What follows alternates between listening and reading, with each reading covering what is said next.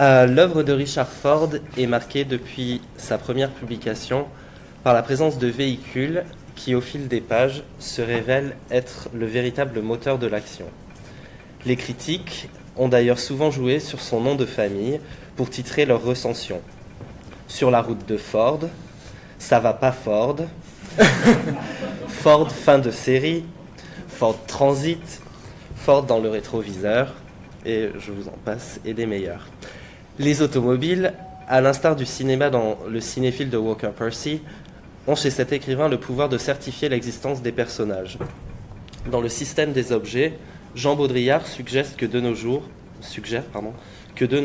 le déplacement est une nécessité et la vitesse est un plaisir. La possession d'une automobile l'est plus encore, une espèce de brevet de citoyenneté. Conduire, c'est vivre.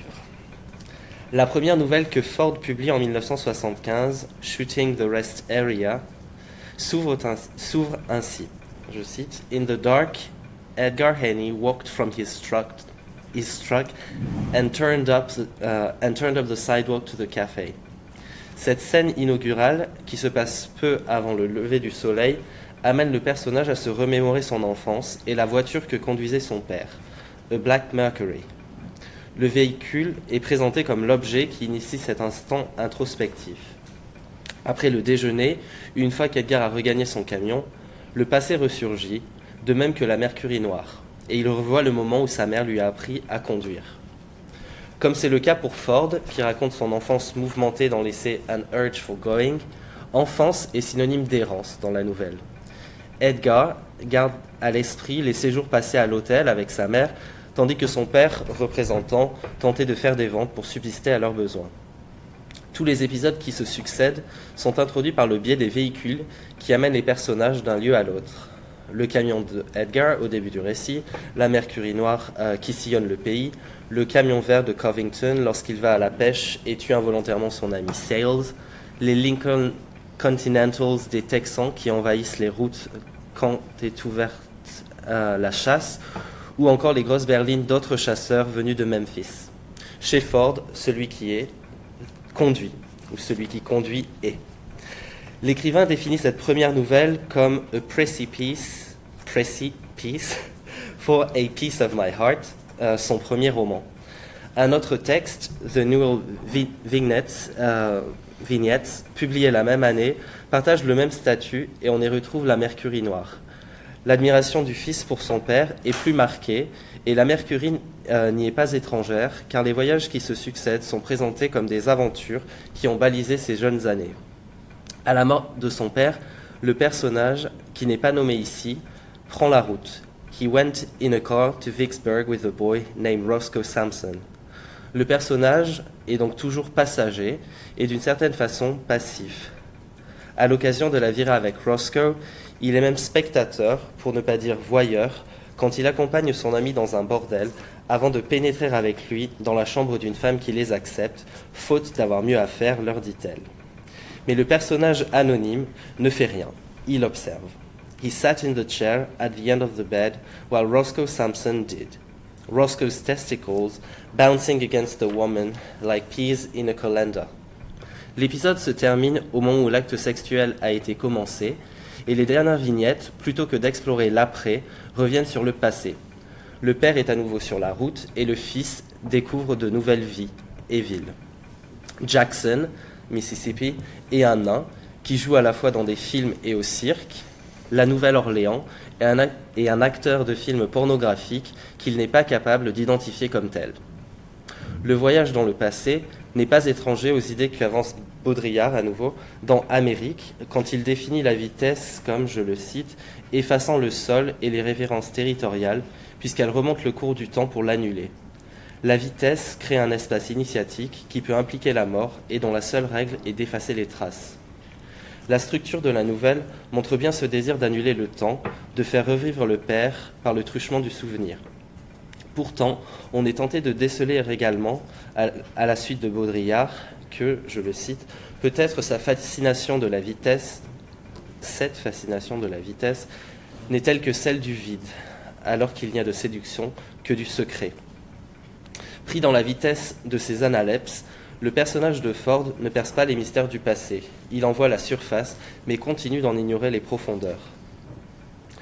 Les deux nouvelles montrent l'importance de la route chez Ford, et son premier roman s'est construit à partir de ces textes. Un autre, In Desert Waters, publié dans le magazine Esquire pour promouvoir l'opus, s'ouvre, lui, sur une panne de voiture, amenant une relation qui n'ira nulle part entre la victime de la panne et le sauveur.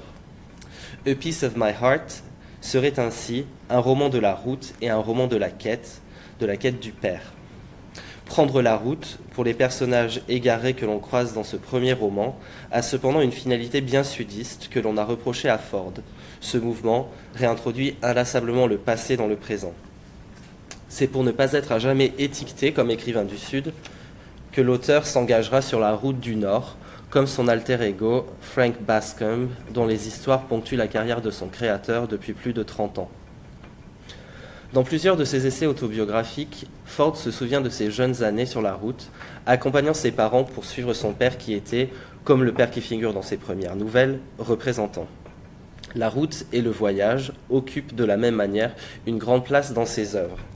Cette communication, donc elle est quasiment finie, portera plus précisément sur le recueil Rock Springs, en fait sur les 2 premières nouvelles de Rock Springs, et j'avais dans l'idée d'étudier quelques nouvelles de A Multitude of Sins, mais j'ai été pris par le temps. Donc Ford a dans ses textes recours à la métaphore bien connue qui associe véhicule et liberté. Mathieu Flonneau, dans son ouvrage Les cultures du volant, 20e et 21e siècle, indique, je le cite, que dès son premier élan, ou presque, l'automobile a atteint ce qu'en astronomie l'on appellerait la vitesse de libération, soit un arrachement durable à la pesanteur. Cette vitesse de libération est au cœur des 2 nouvelles dont je vais traiter dans Rock Springs, comme le suggère l'intrigue de la nouvelle éponyme qui décrit un couple dont l'homme vient de voler une voiture et entrevoit la possibilité d'un nouveau départ grâce à cet engin.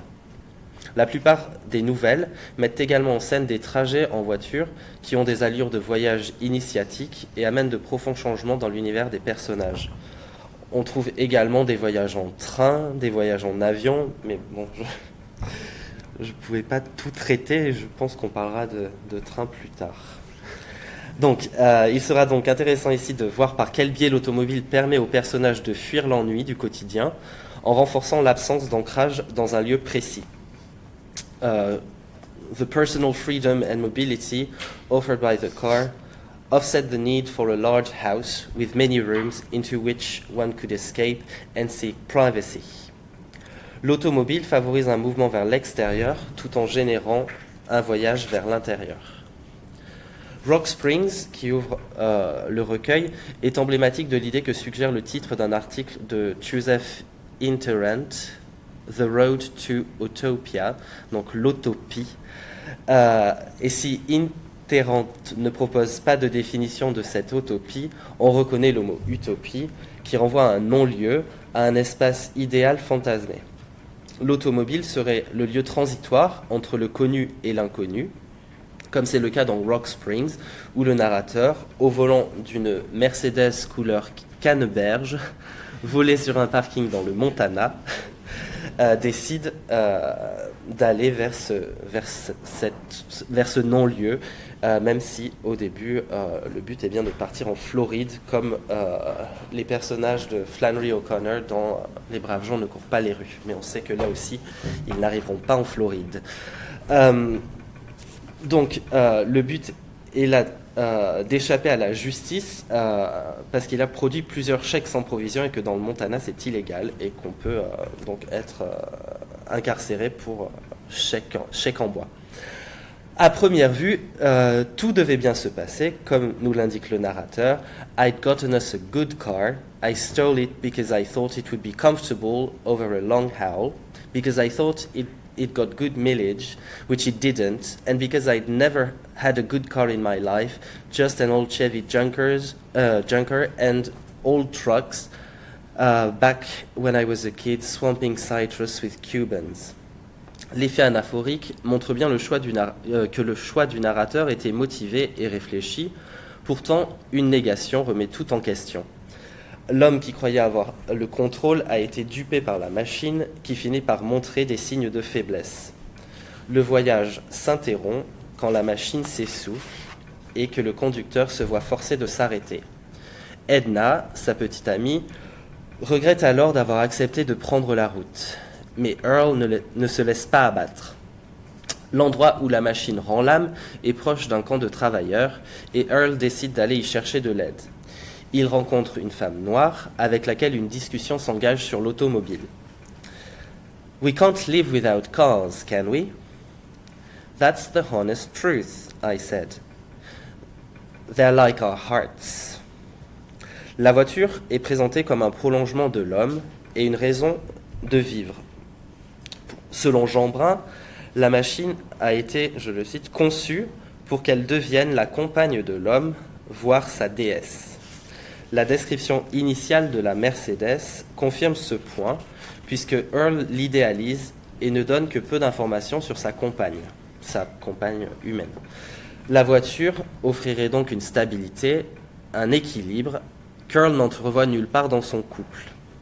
L'artificiel prime dans la nouvelle, car comme souvent chez Ford, tout n'est que surface.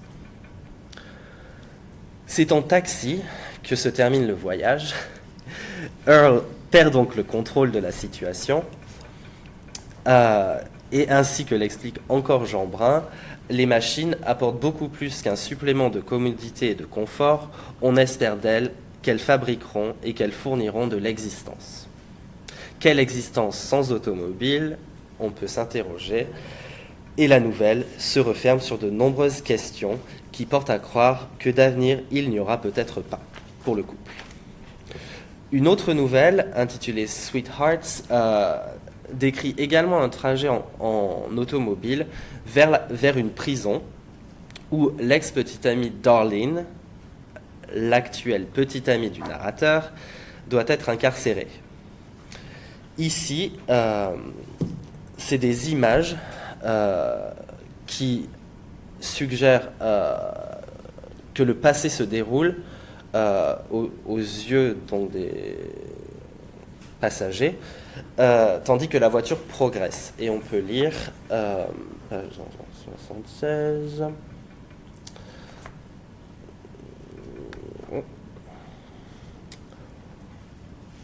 We drove back to where the river turned, down even with the highway again, and went off on a dirt and gravel road for a mile. I stopped under some pine trees and picked up the gun. Bobby, donc l'ex-petite amie, avait caché son flingue sous le siège. I stopped under some pine trees and picked up the gun and looked at it to see if it was loaded and found it wasn't. Then Arlene took it by the barrel and flung it out of the window without even leaving the car, spun it not very far from the bank, but into deep water, where it hit with no splash and was gone in an instant. Maybe that will change his luck, I said, and I felt better about Bobby for having the gun out of the car, as if he was safer now, in less danger of ruining his life and other people's too. Les références à l'Interstate laissent entrevoir un système qui rappelle les canaux sanguins et qui rappelle également un commentaire de Baudrillard dans Amérique lorsqu'il écrit « Les machines elles-mêmes, avec leur fluidité et leur conduite automatique, ont créé un milieu qui leur ressemble. » L'ex-petit ami est lui rejeté de ce milieu, il est hors la loi, hors de la loi que dicte la route. I wrote 77. Dans la nouvelle, il est même défini, donc, he became a prisoner like a piece of useless machinery. Donc, il devient rebut. L'avenir doit se construire sans lui, dans un univers machinique réglé. Chez Ford, ce n'est pas la machine à écrire qui permet de donner une forme à l'imagination. L'auteur, citant son ami Joyce Carol Oates, qui lui a toujours lancé « Est-ce que tu voudrais que j'écrive plus de livres que j'en écris déjà ?» préfère rédiger ses textes à la main. Le véritable moteur, la véritable machine qui donne vie à l'œuvre, semble être la nouvelle. Le dernier roman de Ford, Canada, développe d'ailleurs un texte bref qu'il avait écrit en 1989, dans lequel l'automobile est un personnage clé sans lequel le jeune protagoniste n'aurait pas d'avenir. Ford introduit une touche d'humour à nouveau dans son dernier recueil Let Me Be Frank With You, en faisant dire à Frank Bascombe, A Ford Explorer, why is it always a Ford Explorer? Has already gone in the ditch. Chez Ford, l'exploration est souvent périlleuse et la machine rêvée décevante. Les personnages perdent le nord, tandis que leur créateur s'efforce d'oublier le sud. Merci.